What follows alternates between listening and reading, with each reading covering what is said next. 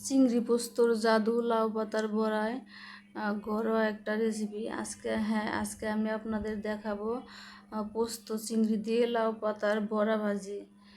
পোস্ত চিংড়ি দিয়ে লাউ পাতার বড়া ভাজি বাঙালি ঐতিহ্য একটা খাবার। এই খাবারটি এখন সচরাচর দেখা যায় না। আজকে আমি সেই রেসিপিটি নিয়ে আসলাম আপনাদের মাঝে। এই বড়াটি সত্যি অসাধারণ। এখানে আমি 8-9টি লাউ পাতা ধুয়ে পরিষ্কার করে নিয়েছি। পাতার গায়ে যাতে একটু জল না লেগে থাকে শুকিয়ে নিতে হবে ধোয়ার পর। এরপর আমি নিয়েছি 8-9টি চিংড়ি মাছ। তারপর আমি এখন মশলা নিচ্ছি। এখানে নিচ্ছি 1 চামচ সর্ষে, 3 চামচ পোস্তদানা, 3-4টা কাজু বাদাম ও কাঁচামরিচ। এগুলো আমি পেস্ট করে নেব। সামান্য পরিমাণে জল দিয়ে ভালোভাবে পেস্ট করে নিতে হবে।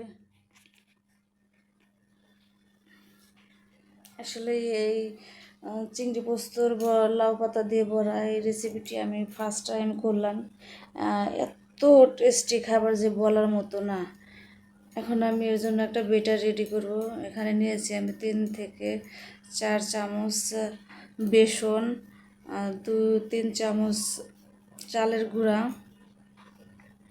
এখানে আমি কিন্তু ছোট চামচ দিয়ে নিইনি, এটা বড় চামচ দিয়ে নিয়েছি। আপনারা আপনাদের পরিমাণ মতো নেবেন বেসন, চালের গুঁড়া।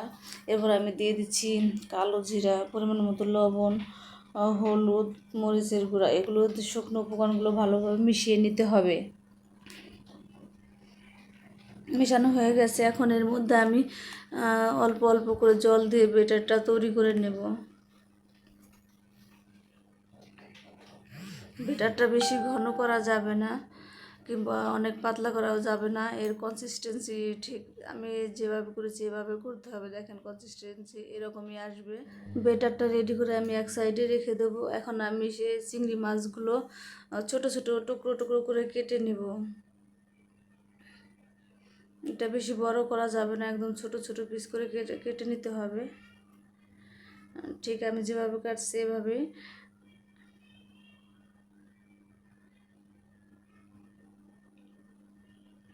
আমার সবগুলো চিংড়ি কেটে নিয়েছি। দেখেন সাইজটা ঠিক এভাবে আসবে। এখন আমি এই চিংড়ির মধ্যে দিয়ে দিচ্ছি সেই পোস্ত পেস্ট করে রাখা সেগুলো। এরপর দিয়ে দিচ্ছি হলুদ, মরিচের গুঁড়া, পরিমাণ মতো লবণ, ধনিয়া পাতা, সরিষার তেল। এগুলো দিয়ে ভালোভাবে মাখিয়ে নিতে হবে।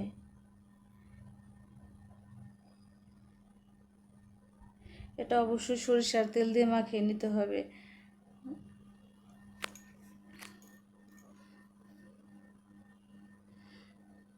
মাখিয়ে নেওয়া হয়ে গেছে। আসলে এই বড়ার বৈশিষ্ট্যটাই হলো এই পুরটা যত সুন্দরভাবে মাখানো যাবে বড়াটা তত বেশি টেস্টি হবে। এখন আমি পুরটা লাউ পাতার মধ্যে দিয়ে ফোল্ড করে নেব। আসলে আমার লাউ পাতাগুলো ছোট ছিল, সেজন্য ফোল্ড করতে একটু অসুবিধা হচ্ছিল। আপনারা ট্রাই করবেন বড় লাউ পাতার মধ্যে এরকম ফোল্ড করতে। তো আমি এরকম 2টা লাউ পাতা দিয়ে অবশেষে ফোল্ড করলাম একটা।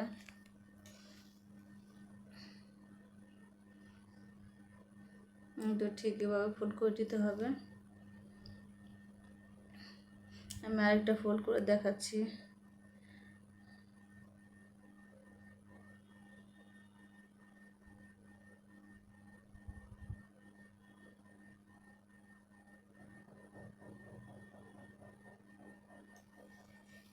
এই তো ফোল্ড করা হয়ে গেছে।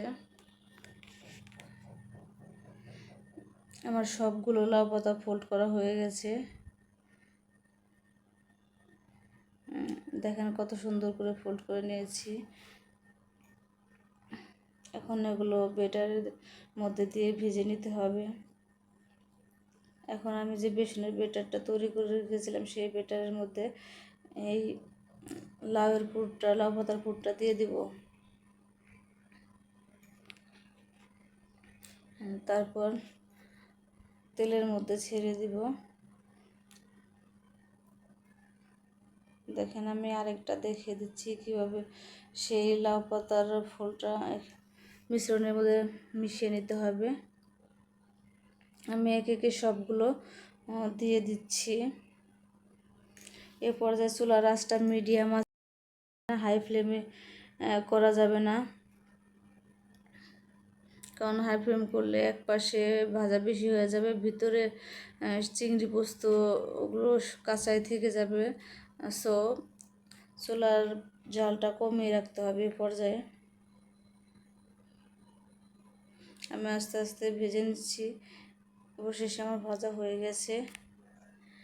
দেখেন কত সুন্দর একটা বড়া, চিংড়ি পোস্তর বড়া। আসলে এই বড়াটি বাসায় না বানালে সত্যি বুঝতে পারবেন না এটা যে কি পরিমাণ টেস্ট, আমি বলে বোঝাতে পারবো না। রেসিপিটি ভালো লাগলে প্লিজ সাবস্ক্রাইব করবেন।